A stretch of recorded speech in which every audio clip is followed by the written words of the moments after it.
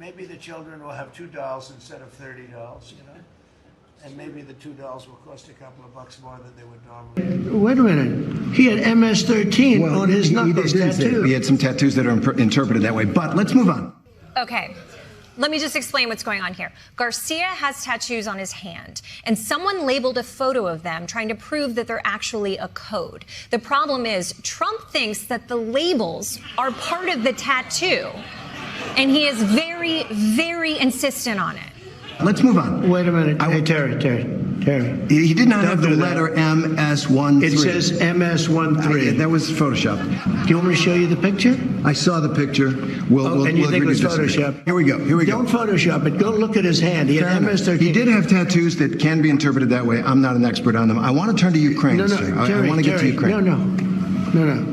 He had MS as clear as you can be, not interpreted. This is President Trump's job approval rating on taxes. 38% approve, 53% disapprove. This is Fox News polling. 38% on the economy approve, 56% disapprove, 33% on inflation. We know this was huge in the election. 59% disapprove.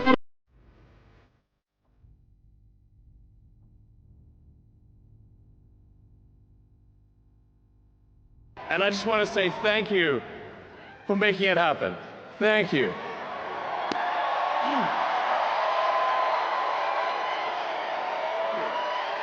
My heart goes out to you.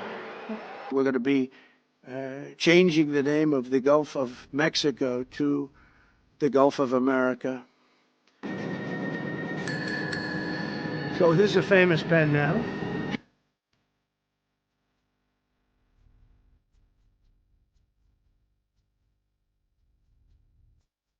The FAA is actively recruiting workers who suffer severe intellectual disabilities, psychiatric problems, and other mental and physical conditions under a diversity and inclusion hiring initiative spelled out on the agency's website. Are you saying this crash was somehow caused and the result of diversity hiring? And what evidence have you seen to support these claims? It just could have been. We have a high standard. We've had a much higher standard than anybody else.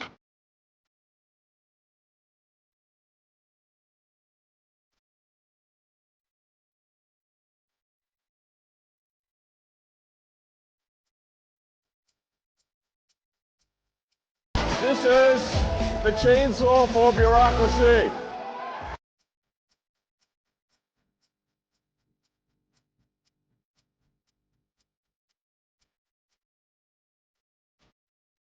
The U.S. will take over the Gaza Strip, and we will do a job with it, too. We'll own it. You take certain areas and you build really good quality housing, like a beautiful town, like someplace where they can live and not die.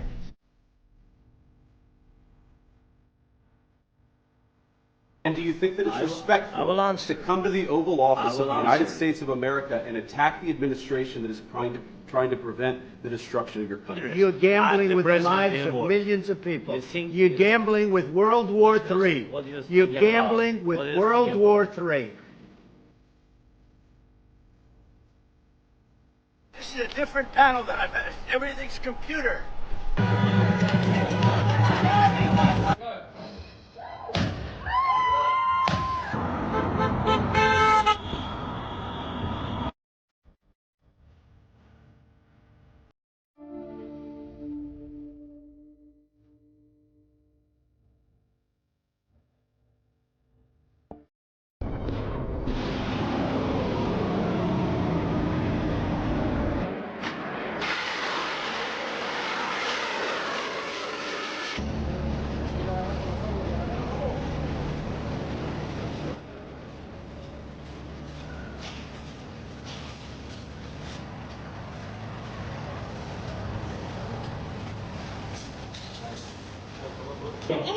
He's not resisting. Like,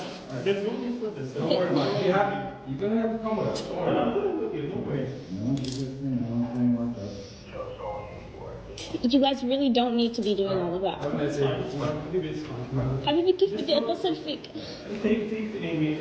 Today, an immigration judge ruled that Mahmoud can be removed from this country. A decision as unjust as it is alarming.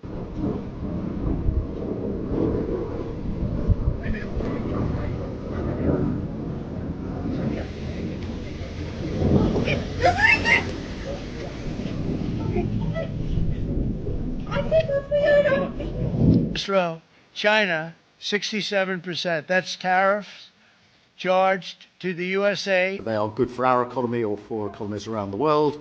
Canada will respond to the U.S. auto tariffs.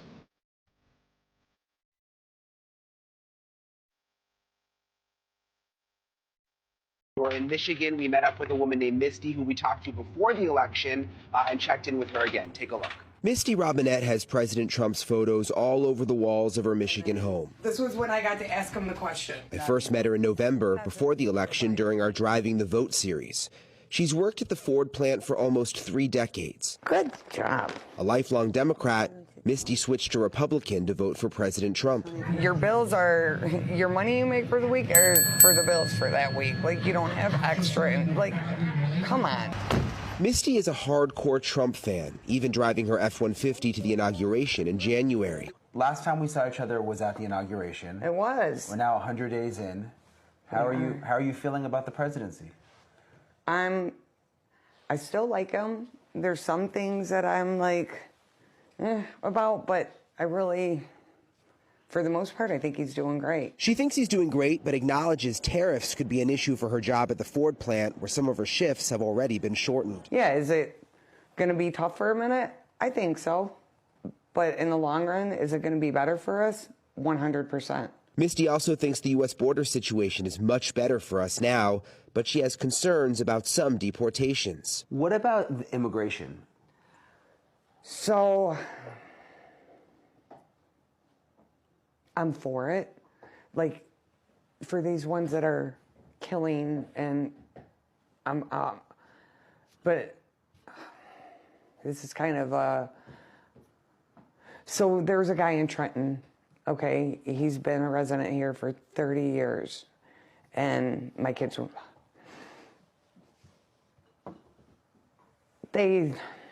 he dropped his son off at school. My kids went to school with his kids, my 2 younger kids. And he dropped his son off at school. He was going, he had to go to work. And after he got in the car, turned the corner, ICE got him. They had guns on him. This guy that is like such a good person for our community. I'm not for that. I'm not for the ones that are here trying, and I feel racist by saying the one, I don't know how to say it. No, I know what you mean, yeah. I'm not for, if they're here living off the government and doing this and doing bad things, yes, get them out of here. But actually the ones that are working and trying to do the right thing and trying to, make a living for their family. And that the man you knew was like that? Oh, 100%. I know you told me you voted for President Trump. What were you hoping that he would do? I was hoping he would did something that made sense regarding the economy, made some kind of progress in bettering, the benefits of being a veteran. But, I mean, it just seemed like he actually cared about doing what was best for the country, but now it just feels like all about me, Donald Trump, not, the guy out there working in the trenches trying to make ends meet, trying to pay a mortgage, trying to pay the bills. It goes against everything I expected when, I voted for him. So you're not satisfied with what he said? No. And it doesn't even have to do with anything about me getting fired. I mean, if I had gotten fired as part of the, government, cutting government spending, I would have been fine with that. I can accept that. But he's not delivering on anything he said he was going to do. So what's your real game plan? It doesn't make sense to me. There are some things that he promised to do that he has put in place. I mean, there are executive orders that he's done, that he said that he was going to do. You don't feel like he's lived up to those promises? I mean, where are the results? I mean, seriously, prices are still going up. We're now in the middle of a tariff war with a bunch of countries that used to be our steadfast allies. I mean, how do you make an enemy of Canada? You know, they're right next to us, and they've been one of our premier allies and commerce partners for, I mean, seriously, like what, centuries now? And he did say that he was going to put tariffs in place. Did you just not think that they would be implemented in this particular way? I didn't think they were going to be put in play in a juvenile way. I mean, where was the attempt to actually talk to the heads of these other countries like, hey, you know, I feel you have unfair tariffs against our products. I'd like to talk about it first. And if we can't work out some kind of resolution, then I feel to protect our people, we need to implement this kind of tariff. There was no attempt at even talking to the other countries.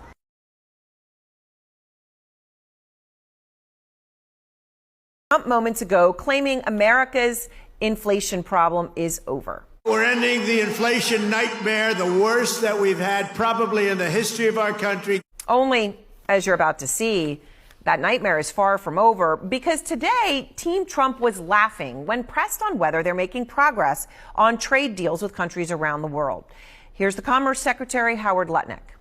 We have every country in the world, just like Donald Trump has said, who wants to do a deal with us. Now, here's the point. I have a deal. Done. But I need to wait for their prime minister and their parliament to give its approval, which I expect shortly. Well, I'm not going to tell you what country. I'm not going to tell you what country. I mean, it felt very flippant, right? As if this were a game. But of course, this is incredibly serious business. The effects of Trump's trade war are already being felt. You know, we got this report today from longtime retail price expert Dana Telsey. Carl Quintanilla at CNBC had posted a clip of it, so we went and got it from Dana because it's amazing what it goes through with the prices. Dana is in the business of tracking prices, and here's what she's already seeing happening. If you just look at these prices, these are week-on-week prices as she was looking. Barbie up 42.9% if you were to buy a Barbie doll. A DKNY puffer, these are just the items that she's tracking week in and week out. So DKNY puffer, 37% increase. And a drill kit, you know, one of those ones where you can put all of your drill equipment and screwdrivers and stuff on the side from Tractor Supply, up 3.8%. So prices are rising. Now, sporadically, some things not at all, and some things, as you can see, a whole lot. And today, we are learning that Trump was not okay with the ideas that Americans might find out just how much more they're paying, where the tariffs are impacting them. So this morning there was a report. It came out, said Amazon is going to show the price of an item, and then next to it they're going to break out the tariff so that a consumer would understand exactly where a tariff is hitting, exactly why a price is going up and by how much. So Trump finds out about it, and then here's what happens. So first, his press secretary goes out and calls it a hostile act. This is a hostile and political act by Amazon. So Amazon being transparent with consumers about tariffs is hostile and political. That's how it started. Just to be clear, transparency is hostile and political. So then what did Jeff Bezos do? Well, Amazon retreated, and really quickly. In a statement, the company wrote, the team that runs our ultra-low-cost Amazon Haul store considered the idea of listing import charges on certain products. This was never approved and is not going to happen. They didn't even want to use the word tariff there, import charges. Well, maybe it's not going to happen because Bezos got a call from Trump, who, according to sources, was so angry that he did call Bezos directly. Great. Jeff Bezos was very nice. He was terrific. He solved the problem very quickly. And he did the right thing, and he's a good guy. He did the right thing. It is worth saying again what the right thing is in Trump's view of this. The right thing was to prevent consumers from seeing the cost of tariffs on items they are buying on Amazon. The right thing to do was to hide the tariffs. Dictator! Liar! Dictator! Liar! Liar! Dictator!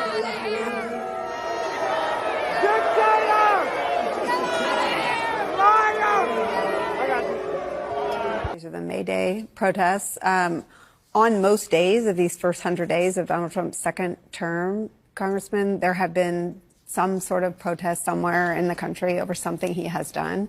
What are you seeing and feeling and hearing out in the country and from your Democratic colleagues and Republican colleagues? Yeah, first of all, the energy is palpable, and these protests are resonating. I can tell you that from conversations and interactions I'm having with my Republican colleagues, they, especially the moderates, those Republicans here in New York and in California and Iowa and other places where their elections are going to be neck and neck, they are going to be forced to choose between cutting the critical benefits that their constituents rely on or following Donald Trump.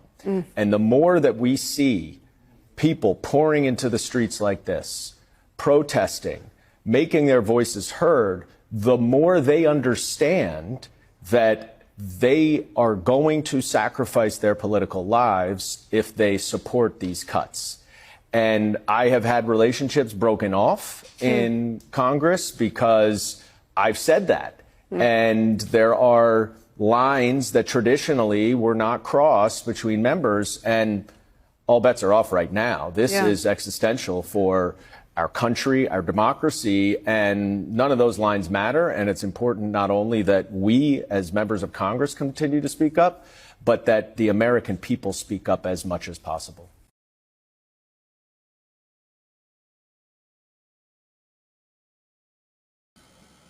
President Donald Trump's return to the White House has been marked by a series of headline-grabbing moments, from his aggressive tariff policies leading to economic contraction, to controversial comments about children's toys, and disputes over doctored images.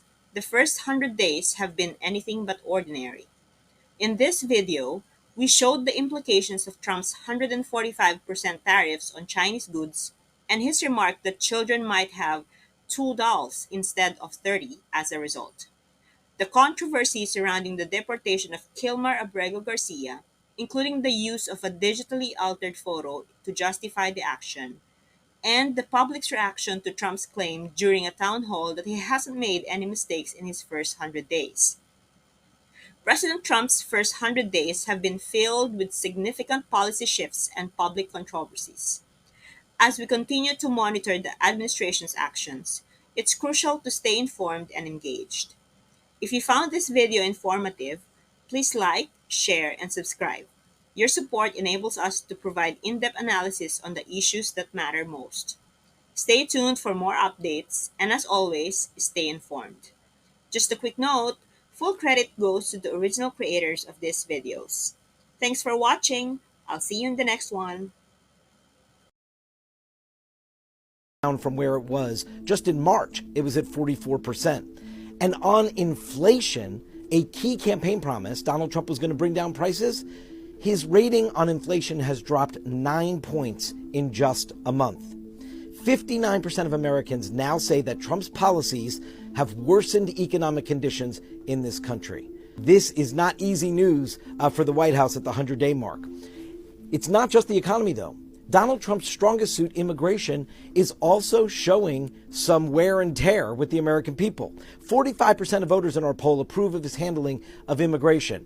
He's now upside down. More people disapprove than approve. That's a change on Donald Trump's strongest issue to date in his political career. Now remember, when he won the presidency a second time and when he started this term, Donald Trump was seeing some of his best poll numbers of his entire political life.